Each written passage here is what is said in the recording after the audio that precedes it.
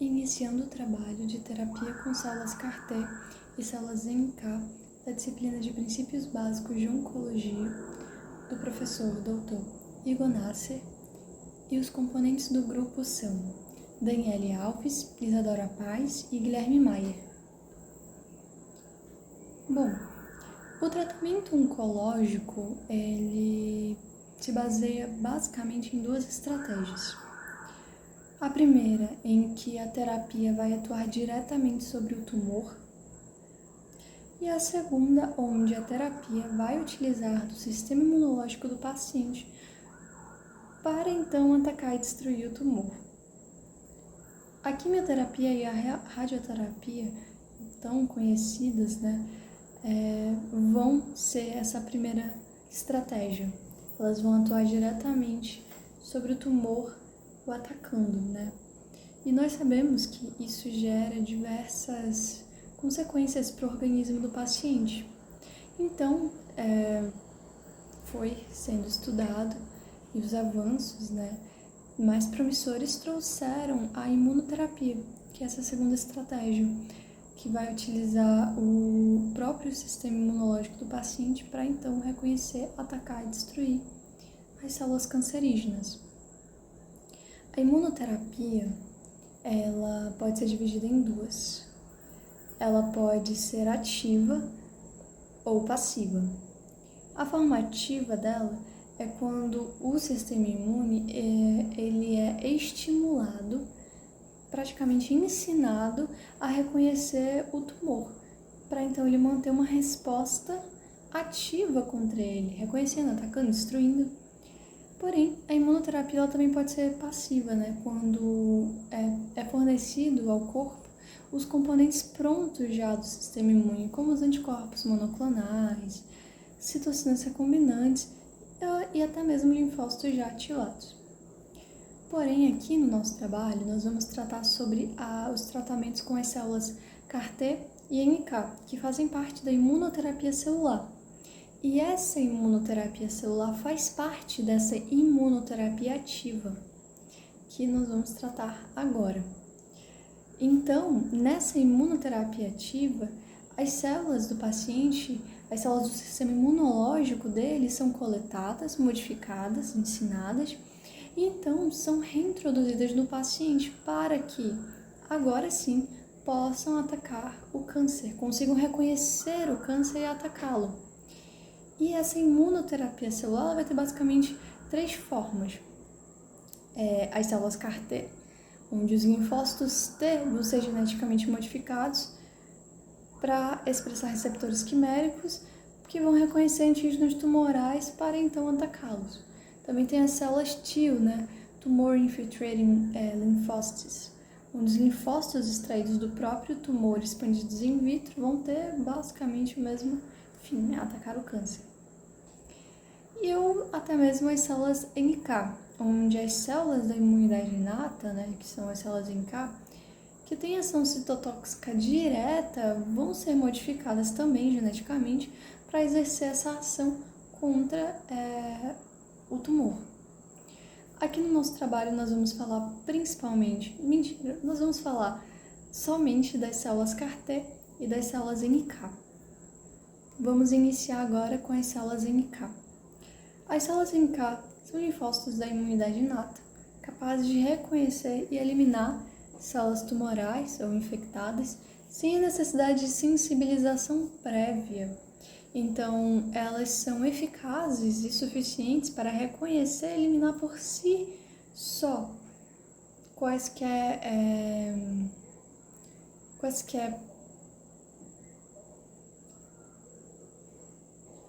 organismo diferente que possa estar tentando atacar o paciente. E, diferente das células T, a sua ação ela vai ser independente do MHC, Então, elas não vão precisar da apresentação do MHC para conseguir reconhecer e, portanto, eliminar as células tumorais, o que as torna promissoras para terapias universais, o que nós vamos ver mais para frente. Seu mecanismo de ação vai ser reconhecer células com baixo MHC, classe 1, então elas vão perceber ali células que têm uma menor expressão de MHC classe 1. Isso vai ativar, né, mecanismos na célula que vão induzir a apoptose por liberação de granzimas, perforinas, né, que fazem parte dessa ação citotóxica, além de ativar outras células imunes, né, via citocinas. Então, ela também vai ativar outras células imunológicas, ativando ali uma inflamação. Elas podem ser expandidas in vitro e aplicadas com terapia autóloga, halogênica ou de cordão umbilical. Elas também podem ser modificadas geneticamente, né, que é o caso das CAR-NK, combinando a especificidade das CAR-T com a segurança das NK, porque nós vamos ver que a terapia, né, com células CAR-T vai ser muito conhecida pela sua síndrome de liberação de citocinas e também pela sua própria neurotoxicidade. Então, as células NK vão trazer uma margem de segurança um pouquinho melhor. Bom, as limitações e os desafios. Principalmente, né, a curta persistência no organismo, então ela vai ter uma vida média pequena, o que vai gerar necessidade de mais, como é que eu posso dizer? Mais procedimentos de infusão. Então, aqui vai ser necessário não apenas um procedimento, né, de infusão, mas ele precisará ser refeito em uma certa padronização de tempo. Bom, outro desafio é a dificuldade em manter atividade sustentada contra tumores sólidos, o que nós vamos ver que é basicamente a principal limitação da maioria das terapias das imunoterapias. Outro ponto é a necessidade de padronizar protocolos de expansão e criopreservação, ausência de memória imunológica de longo prazo, porque as células NK fazem parte do sistema imune inato, então essas células naturalmente não têm memória imunológica, como vai ocorrer com os linfócitos T, que são a base, né, das células CAR-T, que nós vamos ver posteriormente. Menor capacidade de proliferação sustentada em vivo, por isso que nós vimos que elas têm a proliferação in vitro, né, feita.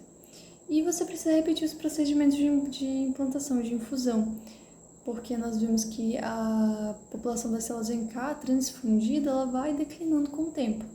Porém, a boa notícia é que uma vantagem clínica é que os procedimentos de infusão eles são mais simples e eles também são mais seguros que os das células CAR-T. Por serem menos tóxicas, as CAR-NK, as células NK, elas podem ser aplicadas em múltiplos ciclos, sem risco significativo da síndrome de liberação de citocinas, que é algo que ocorre de forma um pouco mais comum na terapia CAR-T, ou até mesmo quanto à neurotoxicidade, que aí conversa bastante com a síndrome de liberação das citocinas, né?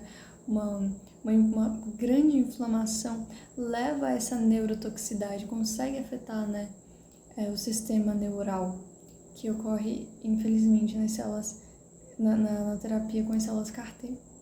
Mas uma boa vantagem também aqui é a possibilidade de uso off-the-shelf, ou seja, de prateleira.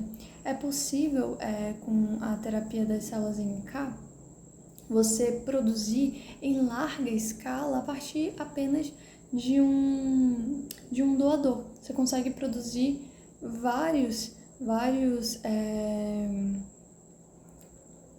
terapiazinhas dessa, sabe? Sem a necessidade de coleta individual. Então, as infusões, elas ficam mais facilmente acessíveis ao público que precisaria delas nesse caso.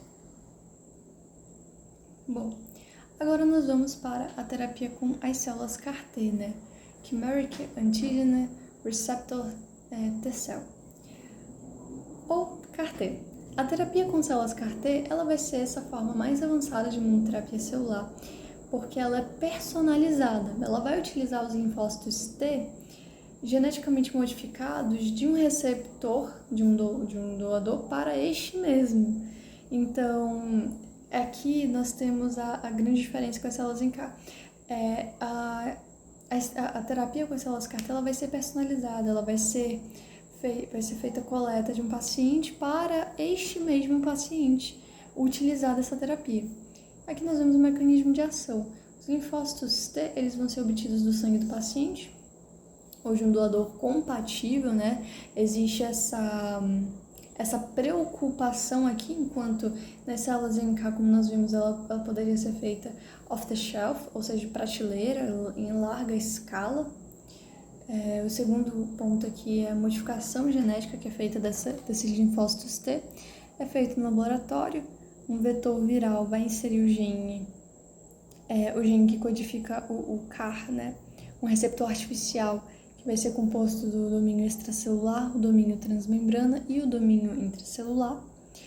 E após essa modificação genética, e após também alguns testes de segurança, essas células modificadas elas vão ser reintroduzidas no paciente, onde elas vão reconhecer o antígeno-alvo sem depender do MHC, o que é uma grande vantagem, né? Como nós vimos, porque uma vez que esses linfócitos T, essas células T conseguem reconhecer sem depender de um MHC, consegue reconhecer diretamente aquela célula cancerígena, elas também conseguem ter uma facilidade para atacar e também para comunicar com o resto do sistema imune.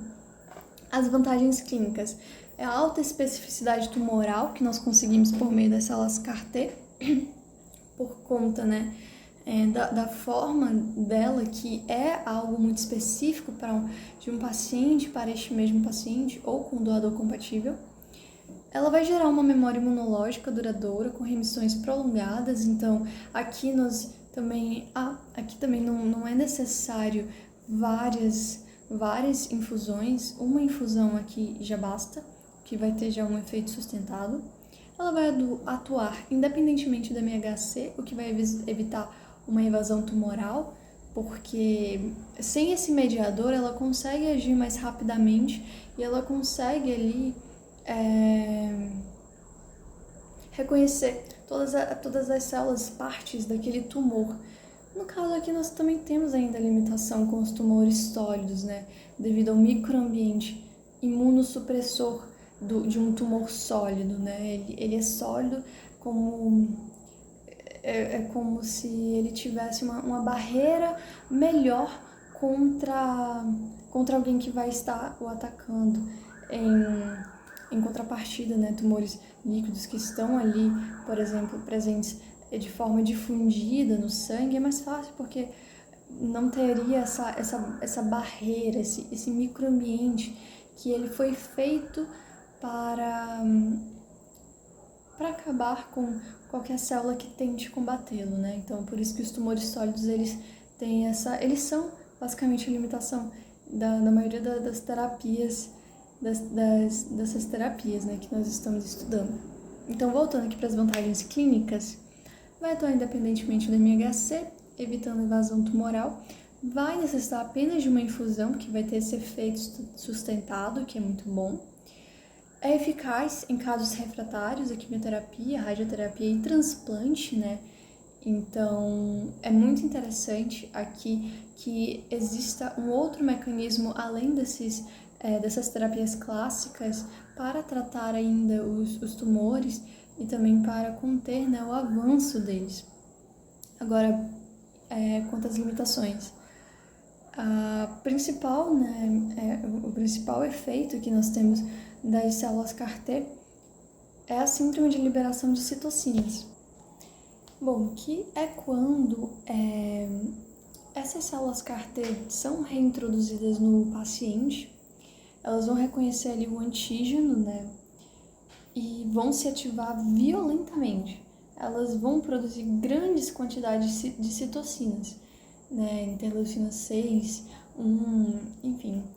Essas citocinas que foram produzidas em grande quantidade vão ativar macrófagos, que vão liberar ainda mais citocinas, amplificando em níveis muito maiores essa inflamação, o que gera no paciente febre alta, hipotensão, hipoxemia, em casos graves até choque e falência, enfim, e com risco de morte, de fato.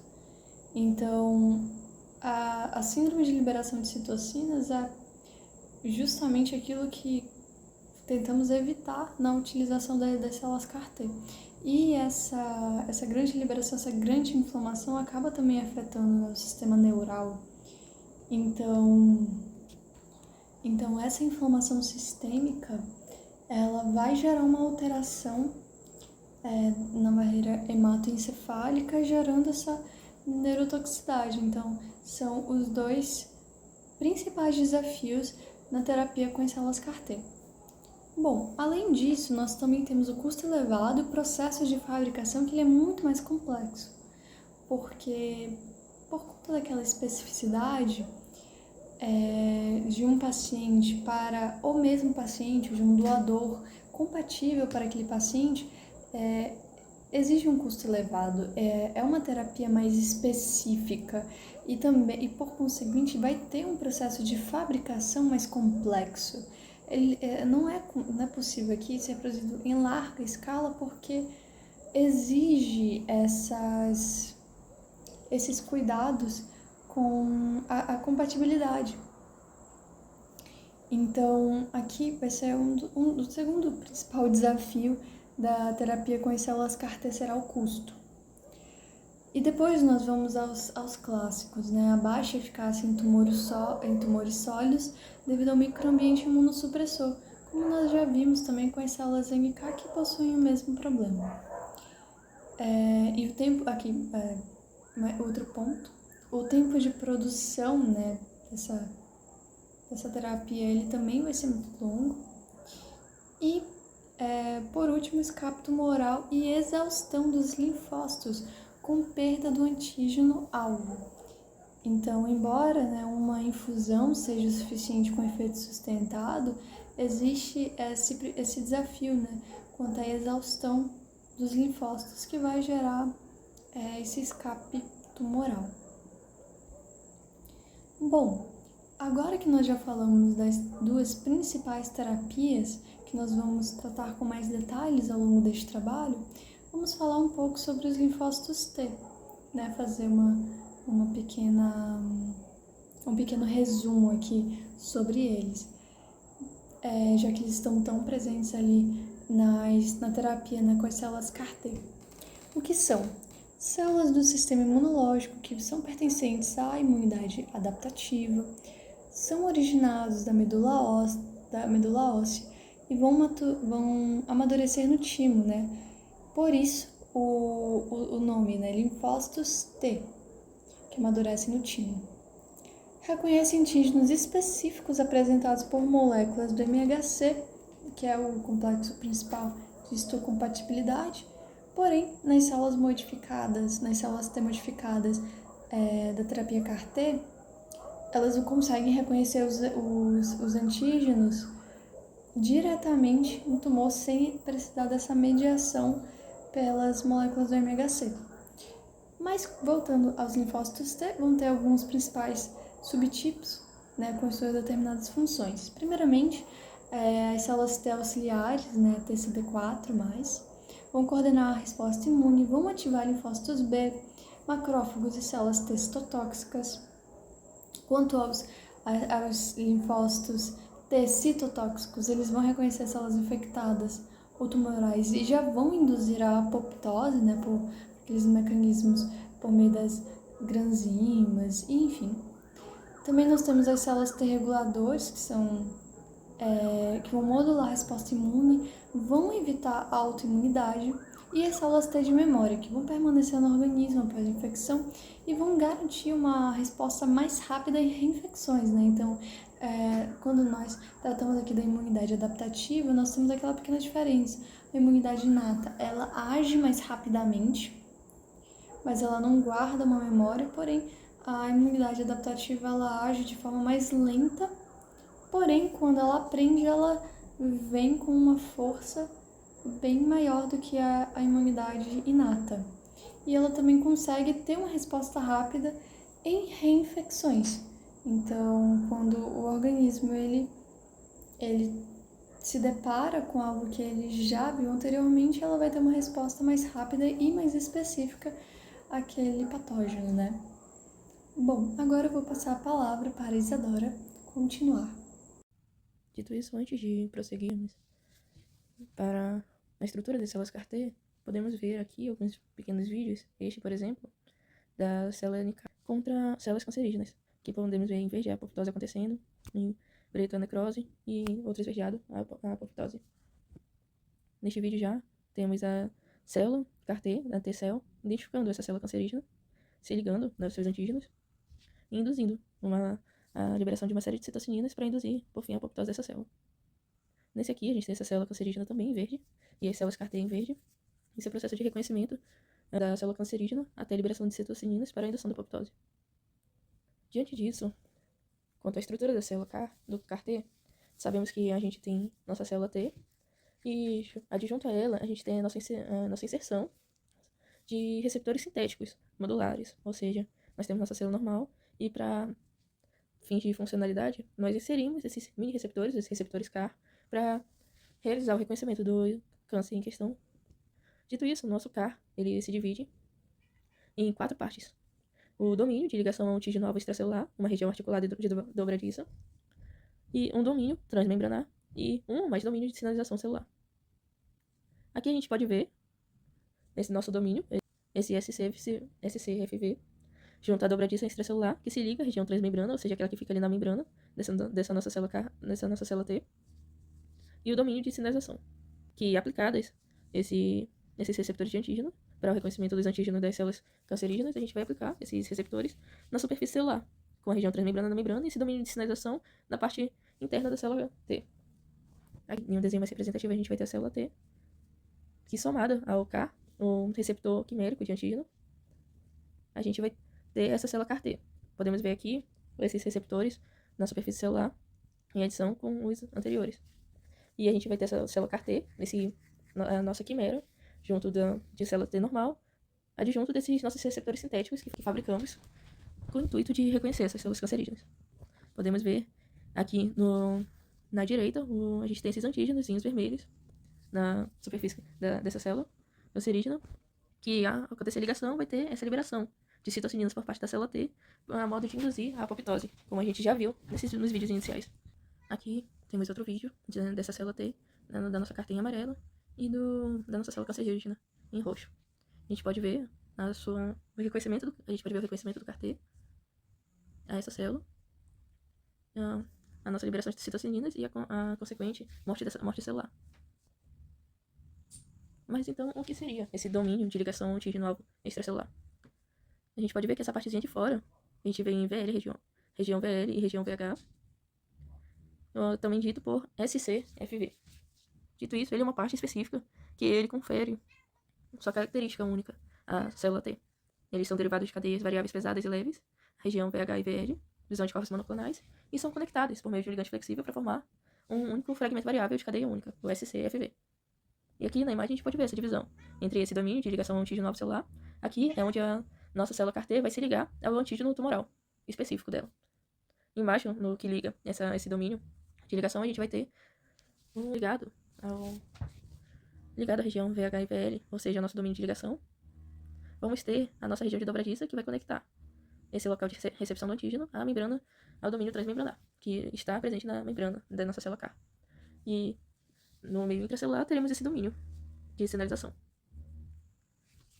E como eu já falei, essa região de domínio, essa região de ligação, ela vai ter como alvo os antígenos característicos nessa superfície extracelular dos tumores. E ele é tão importante, esse domínio, para a função do CAR, desde que ele serve para reconhecer os antígenos em células tumorais, a induzir a sinalização do CAR nesse domínio intracelular e ativar, portanto, as células T. Entretanto, a gente tem que ter, por um lado, uma alta afinidade às células, uma alta afinidade aos nossos alvos extracelulares, aos nossos alvos cancerígenos. Por outro lado, uma afinidade exacerbada desse domínio de ligação resultaria numa morte induzida pela ativação da célula T. Ou seja, a nossa afinidade que, por um lado, induziria a apoptose da célula cancerígena, acabaria induzindo uma alta apoptose, uma morte induzida pelas próprias toxicidades do antígeno. Na região articulada, ou de dobradiça, como eu já falei, essa é a região que liga esse domínio de ligação, aqui na minha imagem representada pelo VH azul e VL amarelo, esses retângulozinhos, ao domínio transmembrana intraplasmático, esse representado em verde. E essa região de dobradiça articulada que liga a essas duas regiões está nessa linhazinha preta. Ela proporciona uma flexibilidade para superar o impedimento estérico e o comprimento, para permitir que esse domínio de ligação antígeno ele acesse o epítopo-alvo, ele chegue aos antígenos da nossa célula cancerígena. E ele é tão importante que ele pode afetar até a funcionalidade do CAR, já que uma diferença no comprimento e composição da região de dobradiça, isso pode afetar sim a flexibilidade, a expressão do CAR, a sinalização e o reconhecimento do epítopo, além das forças de ativação. Quanto ao domínio transmembranar, aqui na imagem representada em verde, a gente pode ver que ele está, de fato, inserido na membrana celular da célula CAR. Ele fixa, obviamente, por consequência, o CAR na membrana da célula T, assim como influencia o nível de expressão e a estabilidade do CAR, e pode ativar também a sinalização ou a formação de sinapses, e dimerizar moléculas sinalizadores endógenas. Os domínios mais comuns são derivados das proteínas naturais, tais como o CD37, CD28, CD8A e CD4, cada um com sua especificidade própria e funções específicas. Prosseguindo para nossa quarta estrutura, a gente vai falar um pouco mais dos domínios de sinalização intracelular. Dito isso, esse domínio de sinalização intracelular trata-se de um componente em que há a transmissão do sinal para o interior da célula T, do sinal adquirido pela ligação do nosso domínio de ligação, região responsável por transmitir o sinal para o interior da célula T, desencadeando as suas funções efetoras, ou seja, a produção e posteriormente a liberação de citocina, após o reconhecimento do antígeno pelo nosso domínio de ligação. Na imagem representado por esse domíniozinho aí de ligação pesada e leve, azulzinho. Dito isso, essa região de sinalização intracelular, ela é uma região que passou por evoluções constantes ao longo de várias gerações. Na primeira geração, que continha o CD3, havia motivos de ativação baseados em tirosina e TANX para iniciar a cascata de sinalização. Só que sozinho, esse CD3 ele mostrou-se insuficiente, in vitro e in vivo, resultando uma ativação incompleta de células T com uma baixa proliferação, uma pouca persistência e uma eficácia clínica limitada. Visto isso, a gente teve nossa compreensão de que essas células de ativação da célula T, esse domínio sinalizatório, ele necessita também de um domínio de coestimulação, em que esse sinal coestimulatório ele levou a uma ativação plena e duradoura e que, portanto, ocorreu a criação dos CAR de segunda geração.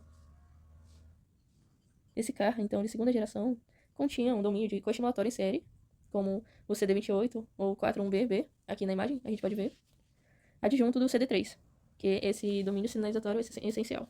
Na segunda geração, com essa adição do coestimulador, houve uma grande revolução, visto que a gente teve nossas células CAR-T com a capacidade de se expandir de forma mais significativa e persistir por longos períodos dentro do corpo do paciente, o que foi crucial, por conseguinte, para o sucesso terapêutico observado em neoplasias hematológicas. Então, diante desse sucesso na segunda geração, postulou-se que a inclusão de um segundo sinal coestimulatório poderia levar a uma ativação ainda mais potente, originando os CARs de terceira geração, estes com dois domínios coestimulatórios junto ao CD3. Entretanto, os dados pré-clínicos eles foram ambíguos, embora os estudos em modelos de linfoma eles demonstraram uma resposta antitumoral superior a outros estudos, por outro lado, em modelos de leucemia e câncer de pâncreas, eles não mostraram vantagem significativa frente aos CAR de segunda geração. Aqui a gente pode ver, como já falei, a gente tem essa de primeira geração, com o nosso domínio de ligação, a região de dobradiça ou espaçador, nossa região transmembrana, e o domínio de sinalização. A gente vê que de início, como já falei, foi o CD3, na segunda geração adicionou, representado pelo roxo, o domínio coestimulatório, e na terceira geração a gente tem esses dois domínios coestimulatórios, com resultados ambíguos quanto à sua eficácia. Mas se a gente focar um pouco mais nesses domínios coestimulatórios, nesses CD28 e 4B, é importante notar também que eles conferem umas características funcionais e metabólicas distintas às células CAR-T. E a escolha entre esse CD28 e 41BB, ele não é uma escolha estética ou aleatória. Ele define o fenótipo e o destino da célula. Como, por exemplo, o domínio CD28 associado à diferenciação em células T, de memória efetora. Em contraste, o domínio 4B promove uma diferenciação em células T de memória central. Dito isso, a gente tem o domínio CD28 associado à diferenciação em células T de memória efetora, que possui uma atividade citolítica imediata. Por outro lado, o domínio 4B ele promove a diferenciação em células T de memória central, que tem uma capacidade de autorrenovação e persistência a longo prazo. Já que esse perfil de persistência está associado a um metabolismo baseado na fosforilação oxidativa, com aumento, por exemplo, da biogênese mitocondrial, o que fornece uma fonte de energia mais sustentável. Já do ponto de vista clínico, os CARs de segunda geração, eles demonstram respostas terapêuticas robustas em diversas neoplasias hematológicas. Quanto a de terceira geração, ainda está em investigação clínica. Falando em investigação clínica, hoje, atualmente, ainda está sobre o olhar e experimentos médicos o uso, talvez futuro, da aplicação dessa tecnologia em tumores sólidos, como o glioblastoma, sarcomas, o câncer de ovário e pâncreas, onde os desafios aí são significativamente maiores. Aqui, vamos discorrer um pouquinho mais sobre a aplicação prática das células CAR-T. Mas antes, nesse sentido, recapitulando, as células CAR-T se tratam de uma imunoterapia personalizada que através desses receptores de antígenos sintéticos, ou seja, que fabricamos e posteriormente inserido nessas células T, a gente tem a, entre aspas, reprogramação das células de defesa do próprio paciente, para que reconheçam onde está um câncer. Em que a gente teria inicialmente a coleta de linfócitos T do sangue do paciente, posteriormente no laboratório esses linfócitos seriam geneticamente modificados para receber um receptor de antígeno quimérico, o CAR, que iria então localizar especificamente o antígeno específico da célula cancerígena. E depois reinfundido esses linfócitos T, agora CAR-T no paciente, essas células CAR-T se multiplicariam e atacariam o tumor de forma direcionada. Atualmente, a terapia CAR-T é aprovada e utilizada para tratar cânceres de sangue, os hematológicos, que são agressivos, recidivantes, ou seja, que retornaram, ou refratários, que não respondem a outros tratamentos.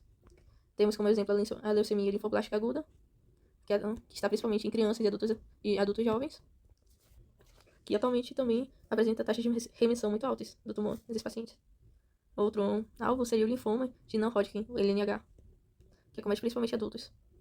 Além do mieloma múltiplo, que vamos falar nessa imagem, que tem como alvo a proteína BCMA, um antígeno de maturação de células B, que é específica desse mieloma.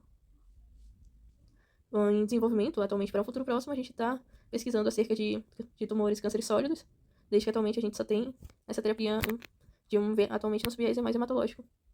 Mas da dificuldade para incorporar o combate aos cânceres sólidos. Dito isso, voltando para a imagem, a gente pode observar uma resposta terapêutica com base no uso de células CAR-T, anti-BCMA, no mieloma múltiplo, como na imagem abaixo a gente pode ver. Em que a gente tem, na imagem à esquerda, a gente pode ver o antes dessa infusão de células CAR-T no paciente, numa pré-infusão, e no depois. A gente já tem a remissão do câncer com o tratamento. Ou seja, a gente está vendo aqui a eficácia de uma imunoterapia personalizada.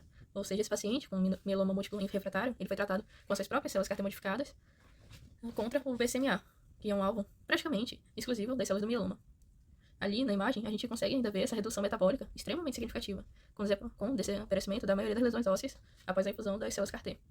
Esses resultados são de 2017, apresentados na ASCO, num estudo dos Estados Unidos, em que dentro, que vocês podem ver depois no link abaixo, ele apresentou uma porcentagem de 94% de resposta em pacientes altamente pré-tratados, que tinha uma média de 7 linhas de terapia anteriores, e muitos deles, com a terapia CAR-T, alcançaram uma resposta completa e estrita, sem evidência ainda da doença residual pelos testes mais sensíveis.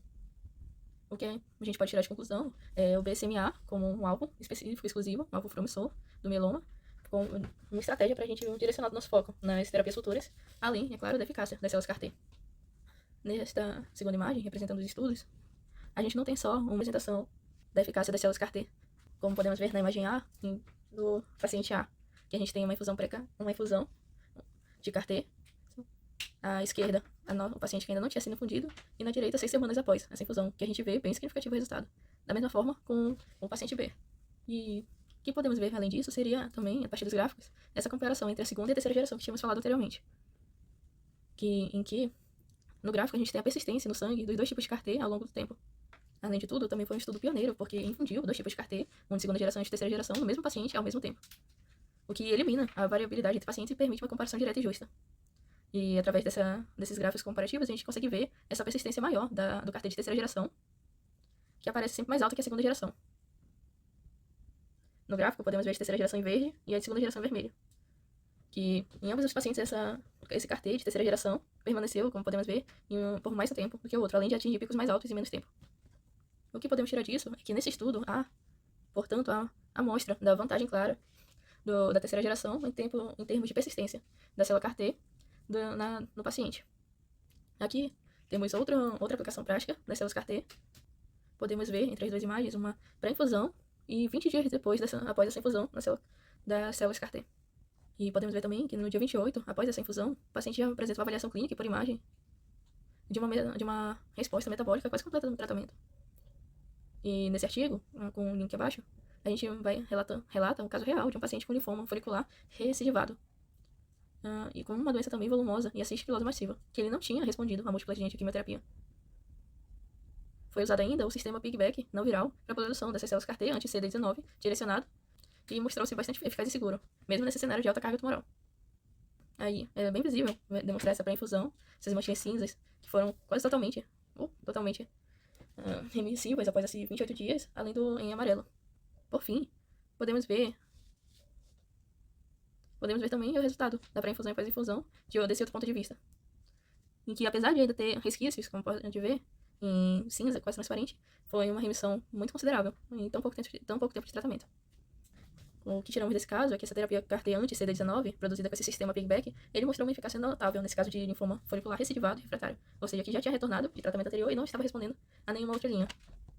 E de resultado, a gente teve uma remissão quase completa, metabólica, no dia 28, além de uma boa expansão e persistência das células T no sangue e na cisto. Adjunto a isso, um perfil de segurança favorável, mesmo com o paciente em doença avançada e efusões. Por fim, falaremos um pouco mais das limitações e estratégias das células CAR-T. Embora a terapia com as células CAR-T ela seja um avanço revolucionário e que apresente constantes novas atualizações, a terapia CAR-T ela também apresenta uma série de desafios importantes que limitam sua aplicação e eficácia. E vamos ver um pouquinho mais dessas aqui. Por exemplo, a toxicidade associada às células CAR-T com risco de vida. Uma das maiores preocupações, visto que, quando são ativadas essas células CAR-T, elas começam sem destruir o tumor, mas podem desencadear uma resposta imunológica massiva e excessiva no corpo.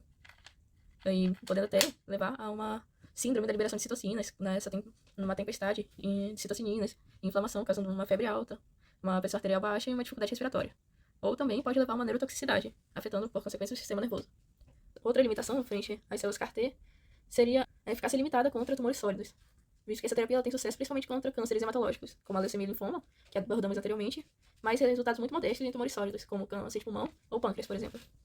Já que esses tumores sólidos eles criam um ambiente hostil, uma, entre aspas, fortaleza química e física que dificulta a ação das células CAR-T, e ainda assim é muito difícil encontrar antígenos específicos de tumores sólidos, comparado aos hematológicos.